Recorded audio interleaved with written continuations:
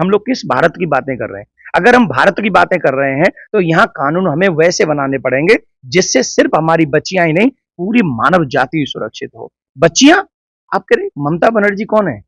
एक स्त्री है, एक देवी है, एक स्त्री शरीर में है, और स्त्री शरीर में होते हुए क्या उन्हें नहीं पता कि जब भी इस बच्ची के साथ में, किसी भी बच्ची के साथ में ऐसी भयावह है घटना घटती है तो उसके साथ क्या करना चाहिए, उसके साथ व्यवहार क्या होना चाहिए? क्या उन्हें नहीं पता?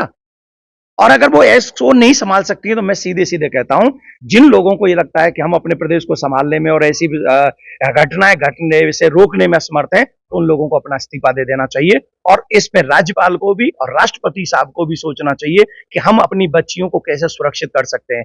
पढ़ी लिखी जगह है ना हॉस्पिटल, अगर वहीं डॉक्टर सुरक्षित नहीं है तो आम जनता का वहां क्या होगा?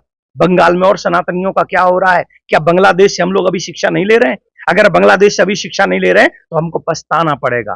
फिर एक बार देश की जनता को मैं कह रहा हूं, फिर एक बार मैं सभी जितने भी शासक हैं उनसे कह रहा हूं, कम से कम 50-55 धर्माचार्यों को सदन में आने दीजिए और उनको लाकर सही मायने में कैसे चारित्रिक उत्थान व्यक्ति का होगा, उसके बाद देश का विकास होगा, सही मायने में उसी को विकास कहा जाएगा।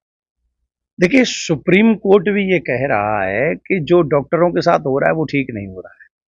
सबको अपनी बात रखने का अधिकार है, और किसी भी प्रदेश में अगर स्त्रियां सुरक्षित नहीं है, बच्चियां सुरक्षित नहीं है, तो वो किसको कहेंगे कि सरकार अच्छा काम कर रही है?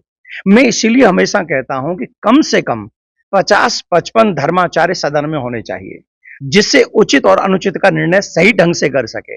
आप एक बात मानिए इस बात को कि अगर धर्माचार्य होंगे तो वो बता सकेंगे कि हम लोग किस आध्यात्मिक जगत की ओर। बहुत ही खेद का विषय है, भगवती दुर्गा की भूमि जहां पर दुर्गा पूजा विश्व भर में प्रसिद्ध है, उस भूमि में जो ये गैंगरेप हुआ है, और उन बच्चियों के साथ में, उन डॉक्टरों के साथ में, उस महिला शक्ति के संग में, जहां पर हम लोग नारी की पूजा करते हैं, और मुख्यमंत्री वहां की स्त्री है, नाम ममता, और उनके राज्य में इतनी क्रूरता होगी और उस पर कोई एक्शन नहीं लिया जाएगा, तो फिर कैसे? जनता में घोर असंतोष है। और माननीय गृह मंत्री जी, वहां के राज्यपाल और प्रधानमंत्री जी खुद संज्ञान लें, क्योंकि सुप्रीम कोर्ट जब किसी चीज पर संज्ञान ले रहा हो तो आवश्यक है कि राजनेताओं को इसका संज्ञान लेकर के त्वरित शीघ्र से शीघ्र कड़ी से कड़ी कार्रवाई करनी चाहिए।